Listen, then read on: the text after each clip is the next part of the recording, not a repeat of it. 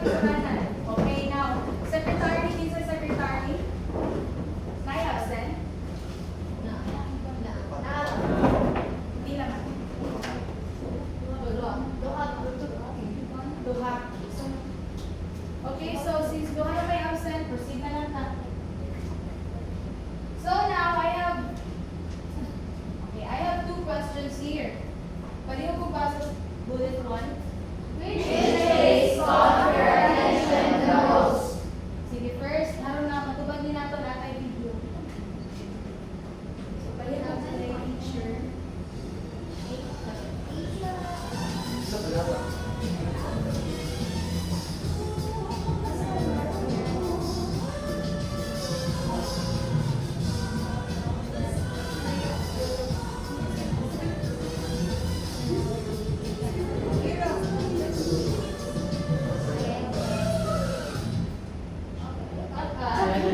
Balik mo na ako? Yes, Sige, balik ko ng video, balik mo.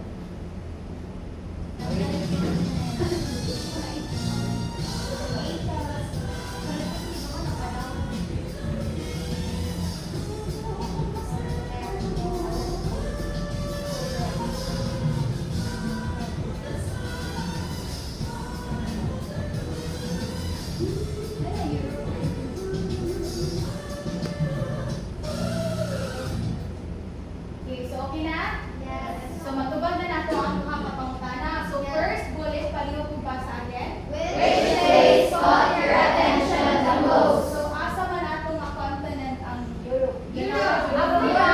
Africa. Ikaw. So Europe, then another Africa. Asia. Asia. Ikaw.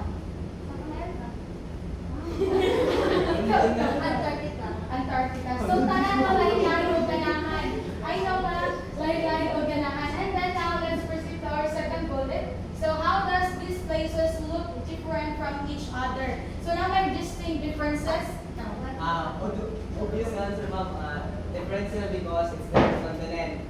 Second, it's the nature, ma'am. Line of nature. So called sa Antarctica, more on ice, right? Then sa Australia ay more on kanang cliffs, mga bukid-bukid. Then sa Asia more on okay, that's all, ma'am. Okay, so ang yan gusto sino sa totoo kay kanang lahi-lahi man o disposition na ng kanang continent. Dito natin gitawag na equator. Equator. Yes. So mao na ang rason nga ng lahi-lahi og environment ang continent. Okay, sunod. So now, okay, let's go back to our previous topic. So okay, so question number 1. What is continent? Since na-discuss naman yun ni, so kapag sa una, so what is continent? Anyone? Okay, kita na, lain. Continent in your own word. Nakaagi mo ba grade 7, Ani? Yes. Nakahinom ko mas gitawag na Pangea? Yes, ma'am. Alfred Wegener? Yes. Supercontinent? Yes. Wala. Okay, so continent, sige, continent. Ay, wala si Alvin mo. Sige. I think yes of the idea. Good. Continent, ma'am, is a set of countries. So, ang continent is sa ka-area wherein ay mga different countries. So, now, na-ako yung sa kapangutana. Gen Ed niya, since BEd man tatanan, BEd. Okay, so what is the largest country? Russia. By landmass Russia, then by people kay China or India. Very good. So, good job. Iba mo ko sa Yes! Okay, so 4, 3, 2, start! J-O-B, good job. Good job. J-O-B, good job. Good job. So, question number 2, what continent do you already know? Tanan ba rin ba ka ninyo or maka-enumerate lang mo, pero ako kayo babusainahan na ng Yes. continent? Yes. So, sabol, yes or no? So, now, let's dig deeper. So, for activity number 1, so can you please Instruction class. The class will be divided into 3 groups. Each group will choose one continent. After choosing, your group will receive a short continent profile card. Read the information carefully. Discuss it with your group members and list between your physical, cultural, or economic. Then choose a representative to share them with the class. Okay, so while hindi mo masinihang task, I will give the floor to Miss Polipano since right after this one, kayo mag-discuss naman and she was the one na mo pa na. Okay? So I'll give you 5 minutes to do the Excuse me, ma'am, how Ano many yun? minutes? Magpili ang mo sa diba sa instruction, okay? Magpili ang mo sa kapalimuan. This is the group 1, group 2, and the group 3. So magpili ang mo isa pero dapat hindi magpareha with the other group. Okay, siya.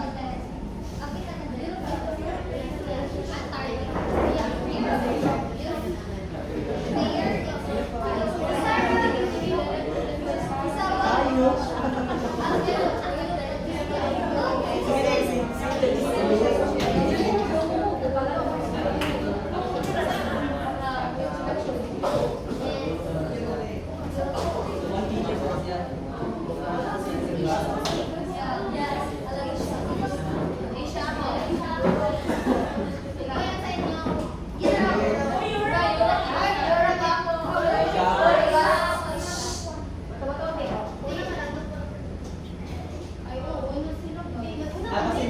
Basin drive sila yung t-shirt at teachers.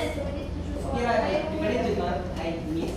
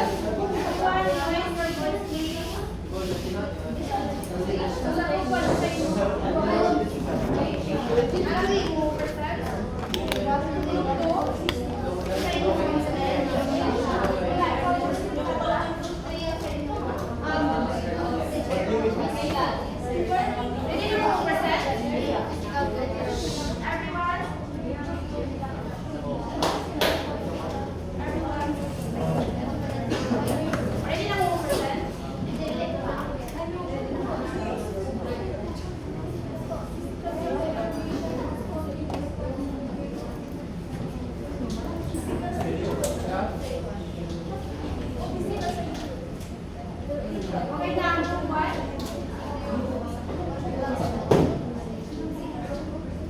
Okay, so group 1, Mr. Presenter.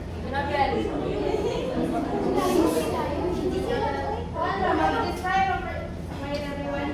Sa kanina part, may pili na mag-isa ka continent. Sa senior, i-describe ang physical. Pwede lang isa ra ka physical ka.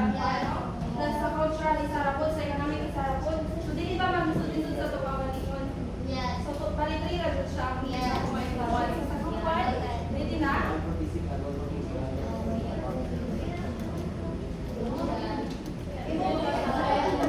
Okay, so let's proceed sa group 2. Ready sa mga Yes, please. Hindi siya yung... Kaya ko yun. Ang tuso ko ba?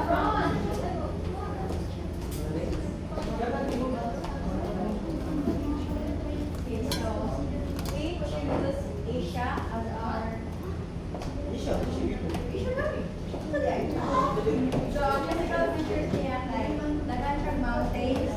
Asia has a vast range of mountains including the Himalayas, where Mount Everest, which is the Earth's highest point, is located in the Oral Mountains, which form a boundary with Europe. And ang cultural features niya kay Juan, Hansa culture ang Asia did know, as we all know. Also sa economic features, one of the example of cultural features is the Christianity, Hinduism, Buddhism, Islam, Judaism, or not all originated in Asia. Then economic features niya is economic sa Asia. The continent's economies range from advanced and industrialized nations like Japan,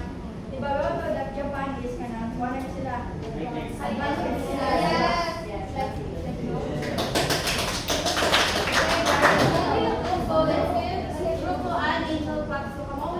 No. So in demo ni, teacher Nisi. Wow. Okay, so Angel Club, okay ha? 1, 2, 3. 1, 2, 3. 1, 2, 3. Okay, sige, balik. More video.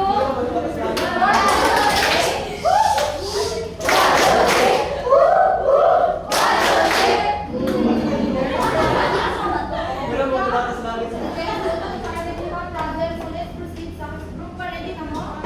Okay, so please proceed.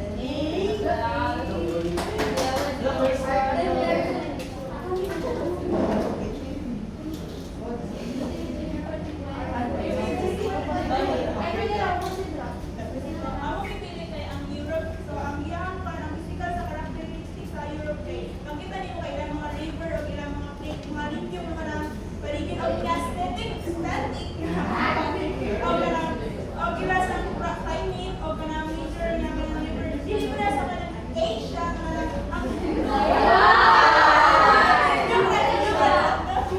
ang ilang kanang climate kaya dito to kaya asa mga ang aesthetic kita na ang wasa niya ang parang cultural niya kanang ilang traditional food like kanang croissant or pasta ilang mo yun ilang kanang traditional food o highlighted sila sa kanang kuan education or literacy or kabukasan kanang mga ilang history ng kanang ato mo ilang museum na ilang museum known siya outside may ana so rich history sila so sa economic kanang principle nila kay kanang known sila sa kanang agriculture nila o economic dahil kanang ang sa ila sa kanang transportation kay kanang paano sa kanang dili para mga advance sila yan ay isa siya kanang bukod kay sa transportation bus ni kanang motor nila na bukod sila kay abot sa kanang bike mga dili pa sila or na so ito na sa dito niya mo na hindi sa mga kanang katong Europe No.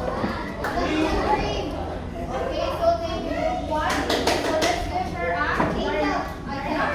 So ang mag-demonstrate ang mo kay si teacher. Okay. Iba mo star na club? Yeah. Okay, gamo ang star na kanya. I-star na ninyo. Star na! Okay? Ano Yeah. na, muna ito naman sa barog. So, okay. Mana ka kung di mo tawag ka? Ang Ang bago. bato. Yung muda, mo check mo.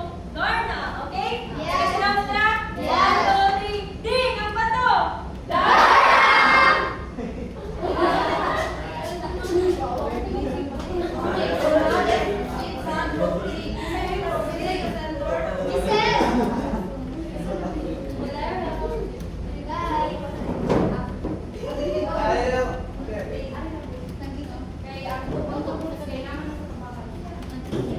Okay, I will just share my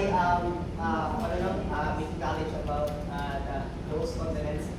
We choose because we are out of order now. So, ano namin ni Australia. So, sa physical features kay mostly suit sa Australia but kay again, sa kanina kay or mountain cliffs, no? Yeah. But since they mga cliffs, meaning nasa mga dagat, right? Yes. So, nandiyan ang mga coral reefs, which is play an important role, not just ecologically, but in a whole world, okay, but one of it affects not just one, but as a whole. Yeah. Then for the cultural, Australians or our kanang sa continent sa Australia kay sila great personality, like kanang first personality bitaw na like on how you how you interact with them. They will just ignore you, then they will just interpret it like, you know what I mean? Yeah. Okay, now let's move on to economics. So Australia play also an important role in economic productivity because more on the kung sa Australian good sa economic sila ang I think number 3 sa mining industry. Wherein sa mining industry they will mine kanang wala sa kanang gold, iron, ore, Yeah. which is raw materials na magamit nato dili lang sa dili so one product of kuan kay gamit na mga raw materials. So without the presence of the continent of Australia, our economic you say the GDP sa atong kuan wala kay mo loss, natay loss. So needed ang pwede siya paano na kung siya gamit ang Australia. So I guess Australia is more better than what they choose.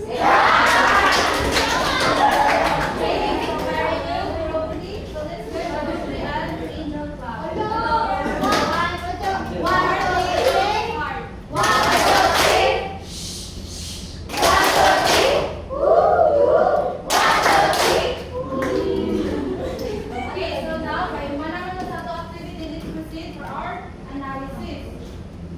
So I have two questions. So first is, what makes your continent unique? So kisay ganahan mo answer, please raise your right hand. Or magtawag ko class number. Okay, so class number 9.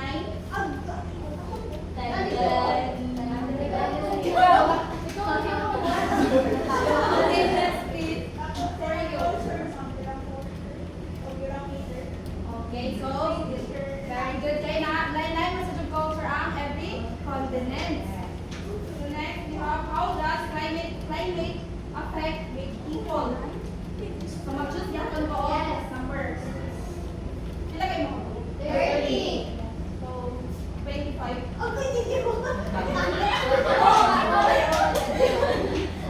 others now, I don't have people also just like us, kanang ako Filipino niya, matapos na in different countries, so mag-adjust na ang kanang climate change nga, ako kanang ikaw maka-survive or For example, mag-adjust ka na, huwag daw na, mag-adjust ka dito kay dito, wala ka na agad na. Kaya dili kay, paano ka kumikal na dito? Now let's, so, ay ba na mo may idea kung saan tayo discuss ka? Yes. So, sa man? continents. Okay, so very good. It's all about the continent or the continent of the world. So, unsa tayo ang continents? So, a continent is one of the 7 largest land masses on Earth that are typically divided by geographic, political, and cultural boundaries. Continents are the highest level land divisions and are often characterized by their distinct geographical features, including vast land areas, forest landscapes, diverse ecosystems, and unique cultural identities. So, ang continent di bahay mo? So, ato na sila ilahon karon. So, first, you have the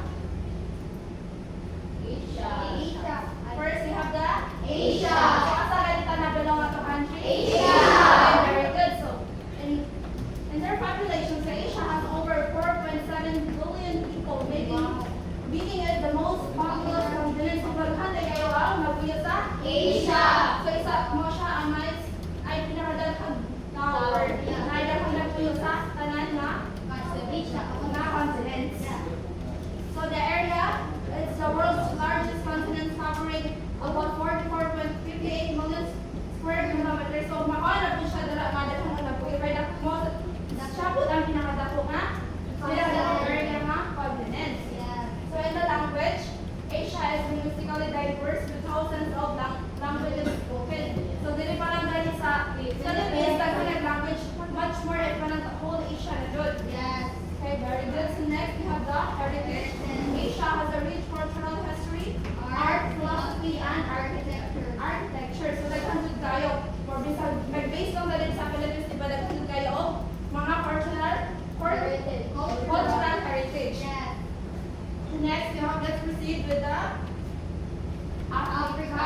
So Africa has over 1.3 billion people, making it the second most populous continent. So daghan po daw sa Africa continent. So probably siya kapag sa Asia, daghan ang Asia. So next, we have the entire area. It's the world's second largest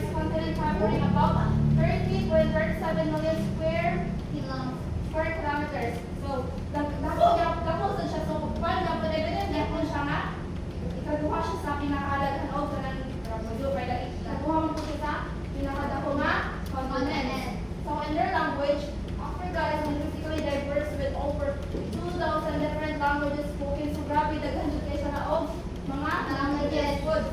And heritage, it has a rich cultural history with a legacy of art, music, dance, and oral tradition. So based po sa observation ni Africa, daghan po kay sa laog mga cultural heritage or lahat mga culture or lahat mga kanang nila mga sayo po, di ba? Na sila yung pinaka-unique and their kuan po for tradition po nila. Di ba sila po dahil sa ay pinaka-unique tradition.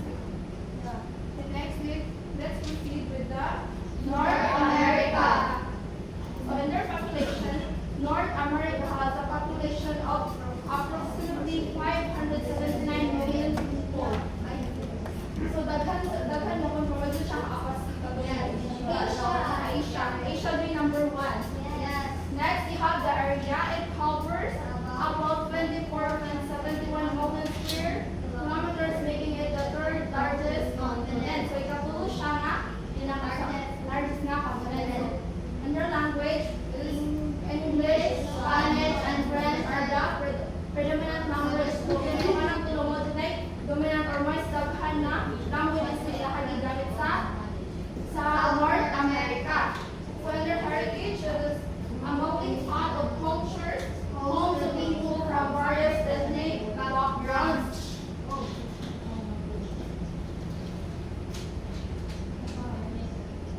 Okay, so now that since paano naman nakasabot naman sa kuan sa North America, so now let's proceed with the South America.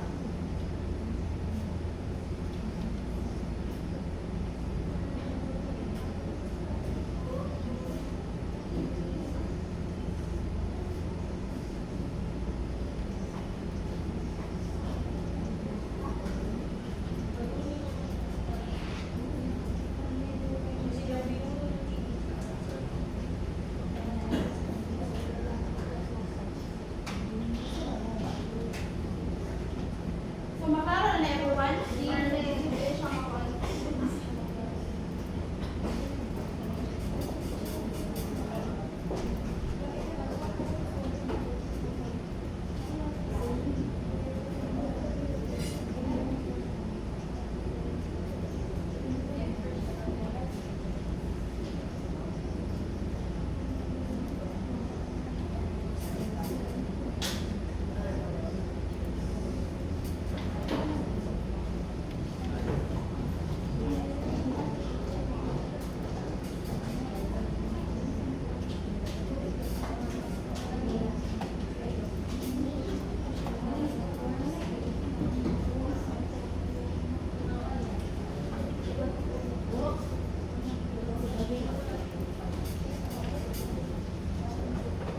Okay, so unsa kay mo ang North America is siya ang third largest continent. So now let's proceed with the South America. So please read everybody. South America has a population of approximately 430 million people. So that's a 430 million. So kuan nagsunod siya sa North America. And it covers about 17.84 million square meters, making it the fourth largest continent. So ikaw pa siya nga largest continent. So in their language, they have Portuguese, Spanish, and other indigenous languages are widely spoken. So muna ang lahat, gigamit nga language. Then in their heritage, rich and with a blend of indigenous European and American and provinces. So dahil dito sa South America ang katong mga indigenous nga European or mga tao dito dito lang ang nila ito mo ang mga indigenous. Okay, now let's move on with the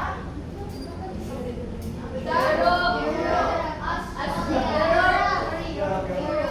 So Europe is the third most populous continent with over 740 million people. So daghan po daw sa Europe. It is the second smallest continent, covering about 10.8 million square meters. So kabuhawan po siya sa smallest, pero siya po lang daghan po siya population. Daghan po lang sa Europe. So now let's proceed with the language.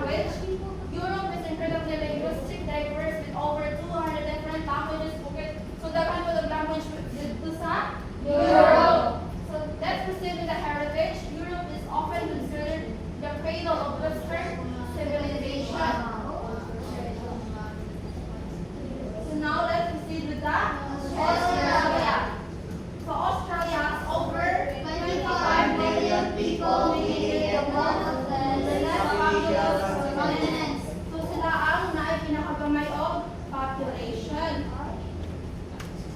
So with their area is the smallest one and covering about 7.7 million square meters. So gamay naman po sa area. So ang evident na po na gamay na po. So in their language, Australian English is the most widely spoken language and is the official language. So that is my official language. Yes. Si Miss, pwede mo share. Yes. Ito, wala. Insight about. Oh yeah. Kita nyo, no? Lagi na diya, 25 million people. So, mag-tenant mo na siya, ha? We're in Philippines, we are, I think, 110 million people. So, you see the different, one sa Kahanon. Sa Kanawa yun, sa Australia. So, ano mo din, some part of Australia are inhabitable. Or bukid diya. Or is pa, so siya. So, what to, ano ko alam nyo kay ang Philippines, we are 110 million. Country na siya, ha? We all know the Philippines, pwede nyo sa mapa. Well, Australia is a continent to. Again, ang continent is,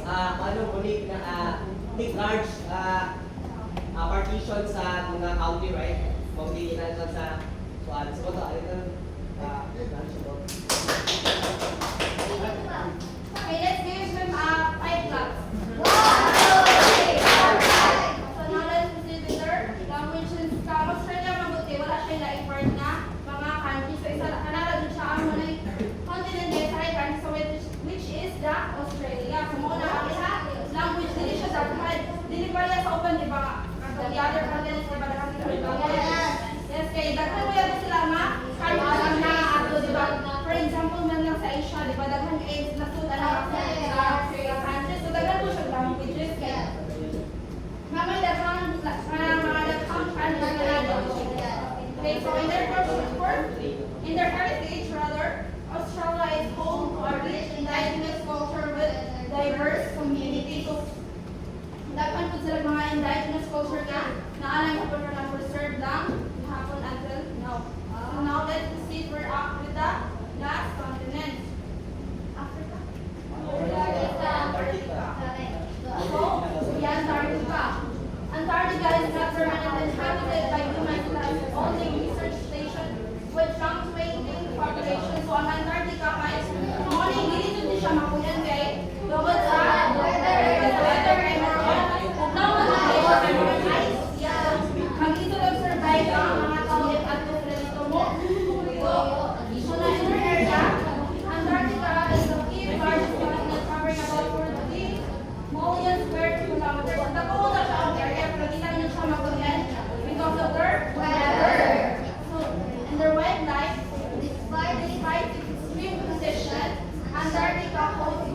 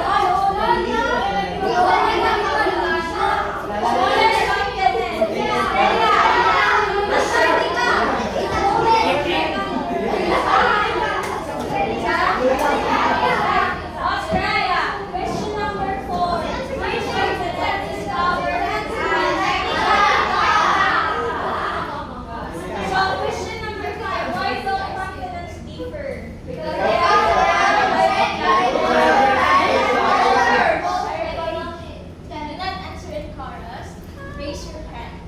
Because of the climate change. Next. Because they are both different driving at the forest.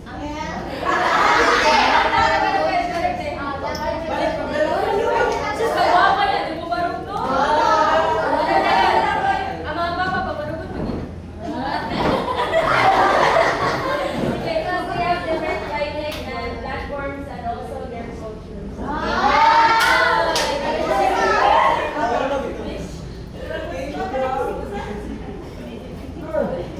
So, generalization, knowing the characteristic of each continent help us appreciate global diversity and understand how nations interact in the contemporary world. So, what have you learned today? Today,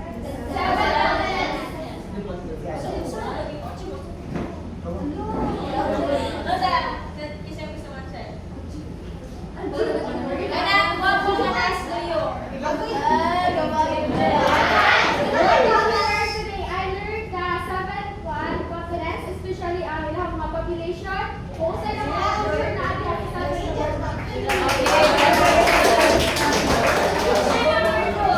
Why is it important to know the continents? I will call kasi nagtuka kanina.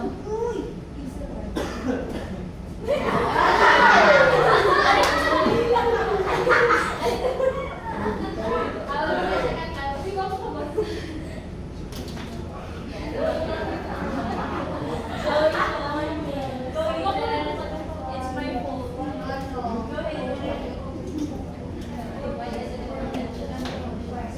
Isip ka.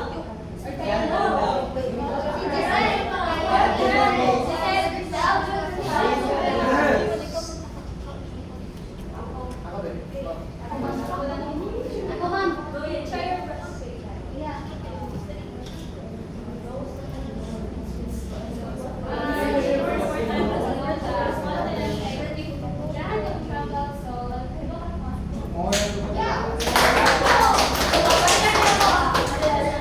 Nakatulong mo atong kuan katong kuan karon katong issues karon nga katong about ang I agree. So dapat our jugo sa kapayon kay para sila na po niya balik sa Pilipinas sayang sa buhay. Diba? So dapat no asa ka pa do.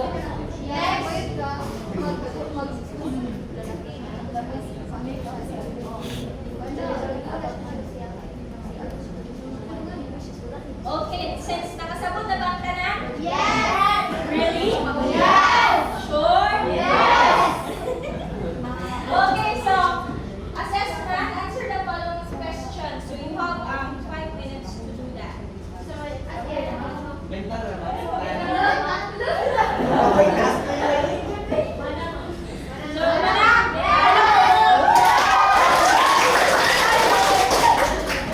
Okay. Isip gusto answer number 1. Okay, question. How many continents are there in the world? Check.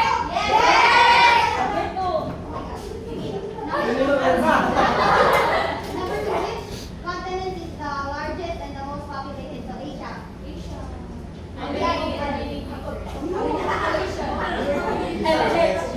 Very good. Another one. Wala, wala yung issue.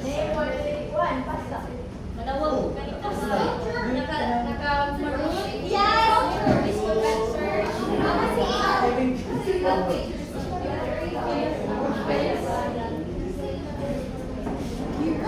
mo rin siya kakuan. I-zoom guys. Ay, di ka.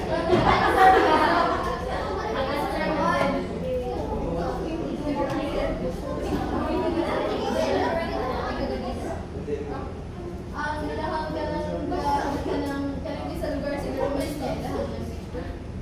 yes. Very good. Another one. Why Antarctica is the most Why is Antarctica the least habitable continent? Because of the Wait, water. high cold temperature. Ako naman, that's why. Last number.